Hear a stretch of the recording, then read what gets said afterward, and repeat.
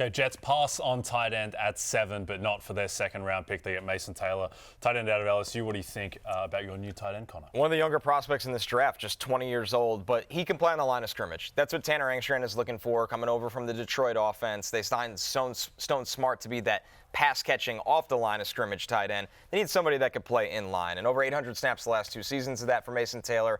Reliable hands, good burst up the seam.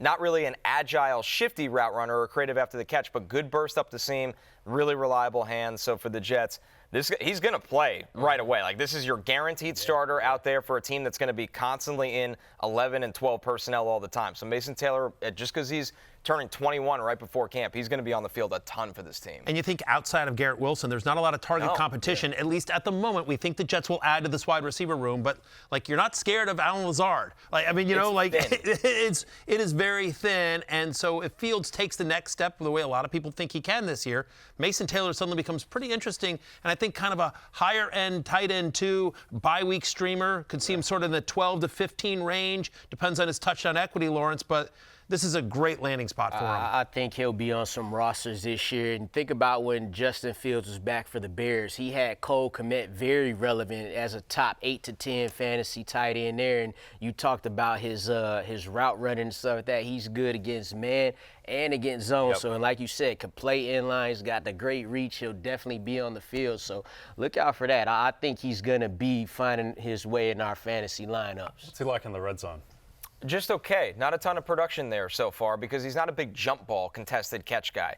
More just reliable hands underneath. So that would be, to me, an area where he's got to continue to grow. Once again, a young player, you hope he does, but still a work in progress. But, by the way, like, catching passes at LSU, I mean, when you think about how crowded the pass-catching core has been over the last couple of years at LSU, it's ridiculous. And he was asked to play on the line of scrimmage, where a lot of these pass-catching college tight ends are playing in the slot. He didn't get to do that as much.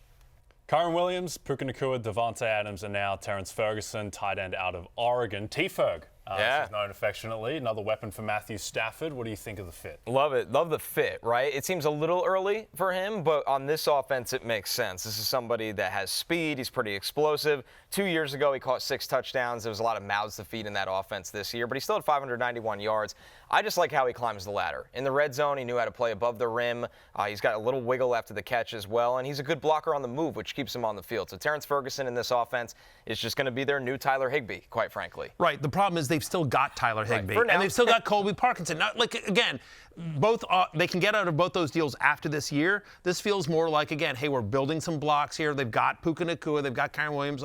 But for this year in redraft, you mentioned it. You got Puka Nacua, you got Devontae Adams. You know they want to run the ball with Kyren Williams. I can't imagine drafting him in any league that isn't a dynasty league this year, Lawrence. Yeah, definitely. He's the dynasty player right now. We'll have to wait another year. Like you said, you brought up the wiggle, though. Very athletic. He'll beat your safeties. He'll beat your linebackers. So once his time comes, he'll be very valuable to a coach like Sean McVay. Do you think that he'll play these other tight ends off the field and just immediately? Yeah, I do, because if they run enough 12 personnel, he should be the second tight end on the field. And he's been productive across multiple seasons at a high-level program in Oregon where he's ready. So this tells me they like the juice that this player has, and he'll get his shot. Now, of course, you defer to veterans a little bit, but I think halfway through the season you'll see more of Terrance Ferguson. Like Matthew said, the big starting reps are in year 2. Okay, another weapon for Matthew Stafford. Okay, new weapon for Sam Darnold, Elijah Arroyo, who is tight end 3 for you, Connor. Yeah, it's just all about health with this guy, right? He had a torn ACL in September 2022 and had been a little bit of a rocky road before breakout season with Cam Ward, the #1 overall pick in 2024. This guy is so explosive at the position. He runs by defenders consistently. He's a good route runner. You see the change of direction.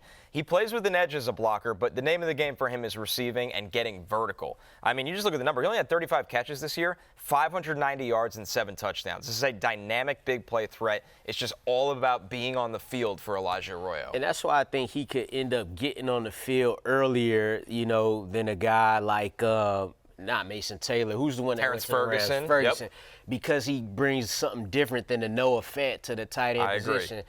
Explosive in the open field, like you said, kind of moves like a receiver at that point in the open field. So if you're looking at the Seattle Seahawks wide receiver room, you're like, oh, this ain't that explosive. Well, you just got it right here. I remember watching the Syracuse-Miami game, and I remember, because I went to Syracuse, I'm like, will somebody guard this guy? Right. He seems like he's always open as well. Look, Seattle's going to be a run-first offense here, but you think about Clint Kubiak as their new offense coordinator, and you think about the production he got out of Saints tight ends when he was calling the plays in New Orleans. Like, I think in redraft, I think Arroyo is probably not a guy that you're drafting, but I could see him being a sleeper later on if he starts getting some more touchdown equity here. I think it's a nice player. It's just a matter of can he get on this field and stay healthy, to your point.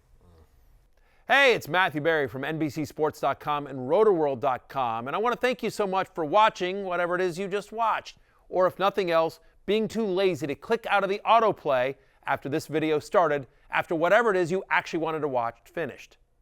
But now that you're here, I'd like to take a moment here to ask you respectfully now, okay? I'm asking you respectfully to subscribe to the NFL on NBC YouTube channel.